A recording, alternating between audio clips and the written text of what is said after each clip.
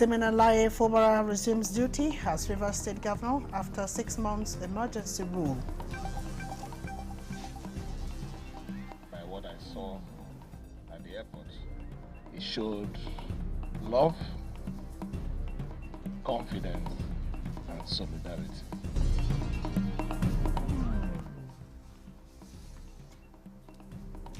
Food sovereignty, federal government to revitalize silo concession program.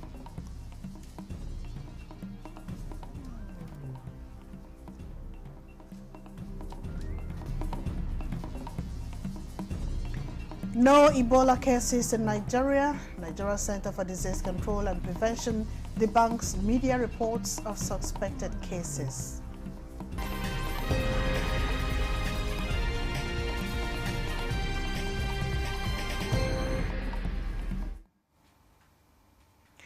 Hello and welcome to the News Desk at 6 on NTN 24 live from Abuja. I am Mina Daniels. President Bola Tinubu is once more assuring family of late Muhammadu Buhari and Nigerians that the spirit of honesty and integrity of the former president will not be stained. The president visited widow of the former president, Aisha Buhari, in Kaduna. State House correspondent Musbaudan Wahab reports that the president also attended a wedding ceremony of a son of former Zamfara State Governor Abdulaziz Yari. Details in our subsequent bulletins. The Rivers State Governor Siminalayi Fubara has formally resumed duties at the Government House, Port Harcourt, following the lifting of the 6-month emergency rule earlier imposed on the state by the federal government. Kingsley Amajiri reports. On arrival at the Rivers State Government House, Port Harcourt, Governor Fubara was received by top government officials. The governor, full of energy and smiles after inspecting the executive chambers, addressed journalists and appreciated the people of Rivers State for their massive support and unwavering solidarity. He further assured them that his administration remains committed to policies and programs that will further promote peace, development, and the well-being of all residents. I am really humbled by what I saw at the airport. It showed love, confidence, and solidarity. I want to say that it is not just the celebration, the massive reception by the number of people who came out to celebrate. We will, by the grace of God, continue to do those things that has made you people love us. Earlier, a massive crowd had thronged the Port Harcourt International Airport to welcome the governor, who had been on vacation, back to the state. In Port Harcourt, Kingsley Amajiri, NTA News. The federal government is planning to revitalize nation's silo concession program to reduce post-harvest losses, enhance food storage systems, and achieve food sovereignty. The Minister of Agriculture and Food Security, Abubakar Kyari, stated that the initiative aims to address Nigeria's staggering $10 billion annual post-harvest losses. Musa Baba Ali reports. In September 2018, the federal government, through the then Ministry of Agriculture and Rural Development, concessioned 20 out of the 33 silos complexes to private sector operators. This followed the Federal Executive Council's approval, which is expected to generate revenue worth 6 billion naira annually for 10 years. The concession exercise was carried out under the supervision of the Infrastructure Concession Regulatory Commission. 7 years into the journey, the Federal Ministry of Agriculture and Food Security observed that out of the 17 silo complexes concessioned to 5 private companies, only 1 is operational. The Minister of Agriculture, Abubakar Kyari, revealed this during a high-level meeting with the Infrastructure Concession Regulatory Commission, led by Director General Dr. Jobson Ewalefo. Tinkering about the issue, performance of some of these concessions, and with a view of seeing how we can enhance them. He noted that several concessionaires have failed to maintain facilities, with some sites, including those in Ikorodu and Ogoja, suffering from vandalism and collapsed perimeter fences. He also highlighted that many concessionaires have defaulted on payment obligation. However, we believe that there are loopholes that we can also plug in and make sure that we derive maximum benefit from the assets that we have. That if somebody gets a concession, you don't have to jubilate because you have to go and raise money to use it. It's not government contract that somebody is paying you. If you don't invest, you cannot generate money from it.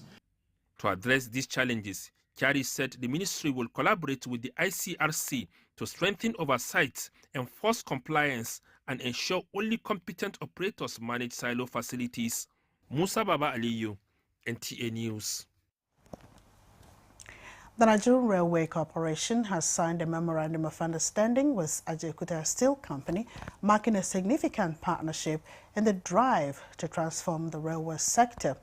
Correspondent Ladi Bala reports that this collaboration is part of the federal government's renewed efforts to attract investment and partnerships in the sector. The MOU, signed on the sidelines of a recent International Railway Conference, aims to leverage Ajaokuta Steel Company's expertise in producing steel and other materials for the railway sector. Each other's advantage to put up a system that will save money, technical exchange, and in return, the Ajaokuta Steel Company will be given the opportunity in a business terms level to produce some of our spares for us. In Ajaokuta, this is an historic thing for us. One, it brings back the popular revitalization process of Ajaokuta. I mean, it's for Nigerians to now believe that Ajaokuta is working, as promised by President Bola Ahmed Tinubu. This process involves working with the railway for the profiling of some of their equipment and also manufacturing some of the parts that they will be using in railway. The agreement spans 5 years and is renewable, underscoring the potential for long-term collaboration. Children aged 0 to 17 can now own a savings account designed to build lifelong money habits and encourage goal-oriented savings at early age. This is made possible courtesy Ultra-Violent Microfinance Bank ERA Savings Account. Ibrahim Belegunda captured the launching of ERA Savings and now reports. ERA Savings Account is the first of its kind by the Ultra-Violent Microfinance Bank, targeting children's savings with 10% interest annually and managed by parents. Unveiling ERA Savings Account, Managing Director, Ultra-Violent Microfinance Bank, Bayonle Omoyele, represented by Chief Marketing Officer Anastasia Nabiolisa, highlight how ERA account will help children imbibe savings and channeling resources to better use. We noticed that there's a gap when it comes to savings culture within the children. Most of them, they have money and they don't know what to do with the money. So we came up with the idea of having a ERA account for children where parents can actually open an account for their kids and save money for them. So those funds, those money that their uncles and their aunties give to them, they can save it for the child up until they are 18 years old. The ERA account basically means for you to save for your kids from day one. Those monies probably for biscuit and other things that you probably use unproductively. You can from day one start saving it for your kids and continue to grow with interest to become bigger amounts at the end of the day. For the children, it was fun throughout the unveiling with quiz, stories and children dance session. B, correct. Winners of the quiz competition were rewarded with cash prize of 25,000 naira each to open a ERA savings account immediately. I'm so happy to be given this opportunity to win this Chili Quiz competition. I want to say thank you very much to Ultra-Violent Microfinance Bank. I'm very grateful to the bank for creating the ERA account. Other speakers call on parents and guardians to use the opportunity provided by ERA account to guarantee the future of their children through constant savings. In Abuja, Ibrahim Bello Gunda, NTA News. The Nigerian Center for Disease Control and Prevention, NCDC, has confirmed that there are currently no cases of Ebola virus disease, EVD, in the country. The clarification follows widespread concerns over reports of suspected cases. Director General of the NCDC, Dr. Jide Idris, confirmed that the 2 individuals earlier flagged as suspected cases have tested negative for the virus. He called on the public to remain calm and avoid spreading unverified information, stressing the need to rely only on updates from credible health authorities. Negative for Ebola, and today again they are actually doing the same test on the blood for Lassa fever or something similar, which we are used to here. So you understand me? But for Ebola, it is negative. We do not have any case of Ebola in the country now. But I must say again that this social media thing can create panic. And this is something again that we would like to discourage, that people again should only listen to information coming from NCDC so that we have a coordinated information line. Meanwhile, health officials at the Abuja facility where the most recent suspected case was isolated have confirmed the prompt and coordinated response. The NCDC also reiterated that surveillance has been intensified, particularly at border crossings and the major points of entry, to ensure early detection and rapid containment of any potential outbreak. They also provided us with PPEs and other consumables that were very, very necessary in managing this patient. But more importantly, again, I must commend the effort of the private hospital that triggered this. But this is the kind of collaboration we expect from Nigerians, because without that, we probably wouldn't have known. So they notified us, and we went into action to do the needful. Dr. Idris also outlined the common symptoms of Ebola and issued a public health advisory. He urged healthcare workers and the general public to adhere strictly to safe protocols to minimize any risk of exposure. When they come to the public, the healthcare workers must be on a high level of suspicion.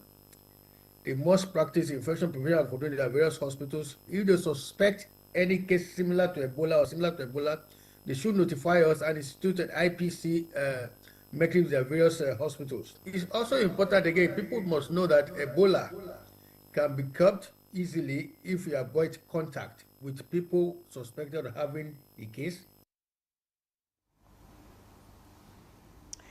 Well, gladly, the FCT Health Mandate Secretary, Adedolapo Fashawe, is right here with us to clear the air. Good to have you on the news tonight. Thank you. So tell us what we need to know. Do we or do we not have? What is our current status? Good evening, and I'm really delighted to be here. And with the previous reports, what is most gladdening is that we have a coordinated response. We have worked closely with the NCDC. There are protocols for suspected cases. It is interesting to know that this is not the first suspected case of a highly infectious disease in FCT this year. This is about the third.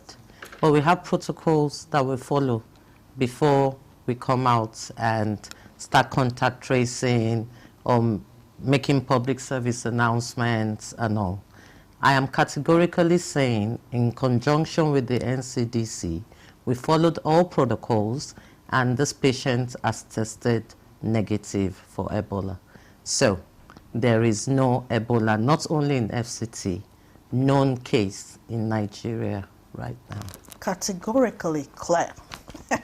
Okay, now, how is the FCT Health Authorities actually collaborating with the NCDC and other, stakeholders to enlighten the public and ensure that FCT remains, protected? I want to say that it's been in the news recently that the health sector has been ignored largely. The truth is their health systems is like back-end work. We have protocols for when there's a high index of suspicion. Now, diseases don't respect religion or borders or your social economic status. Diseases cross, especially infectious diseases, cross nations through air, land, and sea borders. I am happy to say that the NCDC is working closely with all the port health authorities, all the ports in the country as we speak, including Abuja Airport, to ensure that we have a high vigilance and a high index of suspicion when we see a sick patient. It's interesting to state that Ebola is not infective until you're sick. Okay. So if you're a carrier and you're silently sitting on on an airplane, you're not infective. Okay. But if you look visibly sick, the port health should pull you aside. And what has happened now is that when cases like this happen, after every response, it is important to look back and ask, what have we done right? What have we done wrong? For this time, the lesson is, let us not create unnecessary panic with unverified news. Also, we have realized that we must have a way to sensitize the public on what is going on without creating stigma or panic. Thirdly, I want to state that not every fever is malaria. Our message to the general public is health-seeking habits is very important. I want to commend this patient, I will call patient X, who was coming from Rwanda. Rwanda is not an endemic country for Ebola. Congo is. But Congo shares very close, shares borders with Rwanda. So the hospital this patient went straight to should also be commended, Nisa Premier, for taking travel history and having a high index of suspicion. My message to the general public is, the government cannot do it alone. This patient acted wisely. And I am here to say again, every fever is not malaria. Visit your nearest health facility, especially if it's a viral hemorrhagic one. Viral hemorrhagic means you're bleeding from orifices unnaturally. Your nose, your mouth, your ears, eyes, anus, vagina, penis. We see it. This kind of diseases can be potentially contagious and dangerous. Okay, now using a layman's language, because I'll let you go, but before you go, maybe you also need to reiterate it once again. The signs to look out for, you just mentioned when you're having bleedings from very unusual places. Maybe you should also mention a few other. Okay, it's good to let people know that extended fevers that is not responding to doctor's treatment is a high index of suspicion. Do not treat at home. A fever that has gone on for longer than 2 or 3 days should be taken to the hospital. That is 1. 2, travel history is very important, and contacts. I am saying now that Congo, whilst not stigmatizing the country, there's Ebola in Congo. So, index of suspicion. Thank you. Thank you so much, Adedolakbo Fashawe. And we want to reassure the public that the health and safety of residents of the FCT remain our top priority. Thank you. Thank you so much. We must go now. Thank you so much for your time and for those updates. All right, we'll be taking a short breather now. The news returns shortly. Just stay with us. Feel the power of precision, engineered to perfection. Every component is crafted with care, and each design is meticulously tested. From concept to creation, our engineers push the boundaries of technology, seamlessly blending performance and sustainability with a deep commitment to African ingenuity. Introducing the CNG Boss, a remarkable achievement in engineering designed to operate on compressed natural gas, a cleaner and more sustainable fuel alternative. At Innocent Vehicles, we proudly lead the way in creating greener mobility across Africa. And it doesn't stop there. From SUVs to sedans, spacious buses to electric cars, Innocent offers a wide range of models designed to meet every need.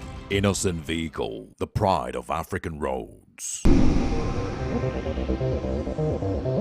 This is NTA News 24.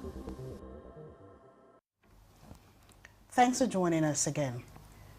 Urologists are urging men to understand that they may have strong sexual desire but still face infertility challenges if their sperm parameters are poor.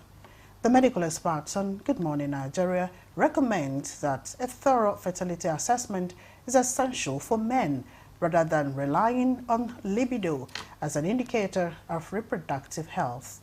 Lydia Sampson reports.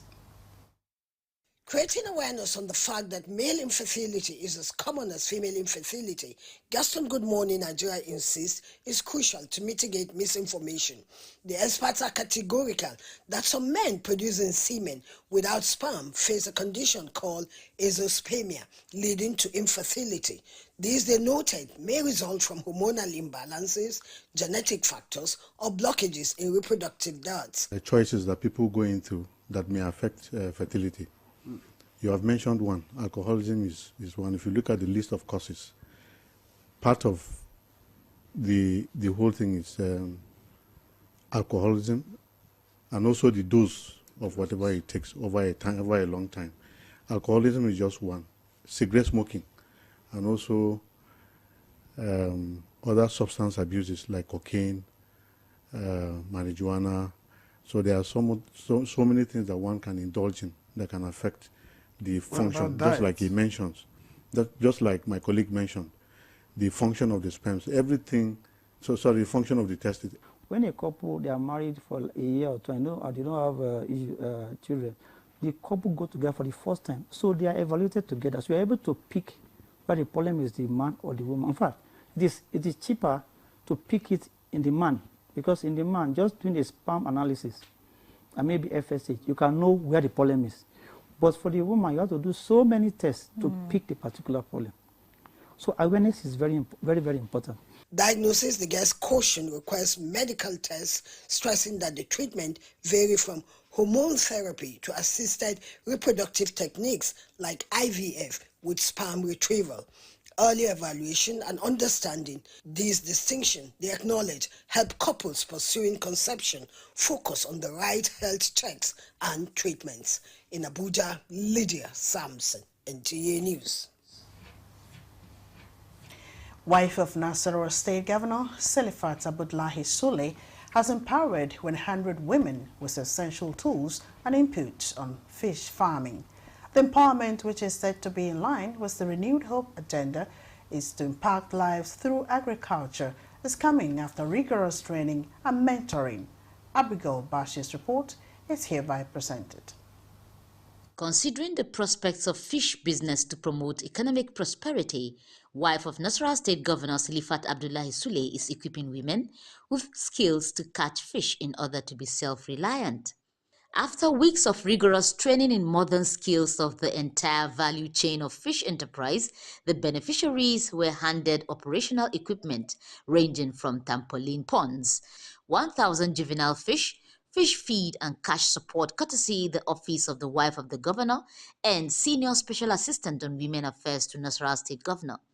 Expressing satisfaction with the training, Commissioner for Agriculture Tanko Tunga, who represented Governor Abdullahi Sule, assures the beneficiaries of government's commitment to continue to invest in agriculture for the benefit of the people. Beneficiaries laud the sustained intervention of the present administration to lift many out of poverty. With higher chances to boost income, stakeholders advise the beneficiaries to pass on the skills to others for enhanced productivity.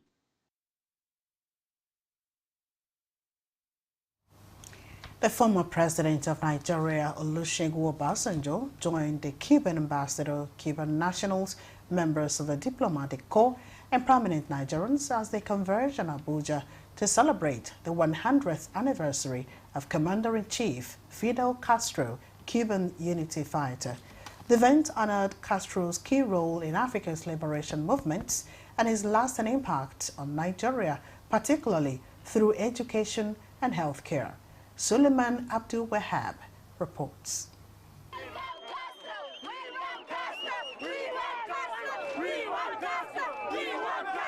It was a gathering of dignitaries in Abuja as members of diplomatic corps, Cuban nationals, prominent Nigerians, and invited guests arrived to celebrate the centenary anniversary of Commander-in-Chief Fidel Castro. Among those present was former President Olusegun Obasanjo, who noted that Fidel Castro opened Cuban universities to Nigerians, enabling over 100 Nigerians to study medicine in Cuba. A friend to celebrate and remember and commemorate a man of unusual virtues. And today, a good number of us are consultants in various specialties, giving healthcare to various parts of the country and to the world. Many of these graduates have since returned home and are playing a vital role in strengthening Nigeria's healthcare. Because Fidel built schools for children from Angola, for children from Mozambique, for children from Namibia, and the schools are not any different from the school built for children in Cuba.